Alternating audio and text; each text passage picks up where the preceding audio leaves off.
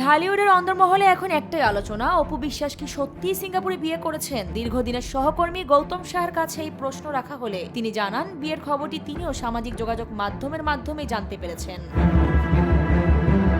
গুঞ্জনটি নিয়ে খোলাখুলি কথা বলতে গিয়ে গৌতম সাহা বলেন, খবরটি যদি সত্য হয় তবে অপু অবশ্যই আমার পক্ষ থেকে আন্তরিক শুভেচ্ছা পাবে, আর যদি গুঞ্জনটি মিথ্যাও হয় তবুও আমি অবাক হব না।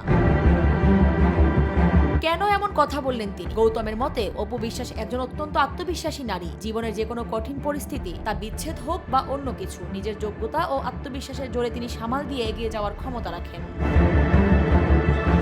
শাকিব খানের সাথে বিচ্ছেদের কঠিন সময়ে অপুর পাশে ছায়ার মতো দাঁড়িয়েছিলেন গৌতম সাহা। সেই স্মৃতিচারণ করে তিনি জানান, অপুকে স্বাভাবিক জীবনে ফেরাতে তিনি কতটা মানসিক সাপোর্ট দিয়েছেন। তবে তৃতীয় পক্ষের হস্তক্ষেপে সেই সম্পর্কে বর্তমানে দূরত্ব তৈরি হয়েছে। অপু বিশ্বাসের ব্যক্তি জীবনের এই নতুন গুঞ্জন নিয়ে চলচ্চিত্র পাড়ায় এখন উত্তেজনার পারদ তুঙ্গে। আরিফা পুষ্প, নিরপেক্ষ।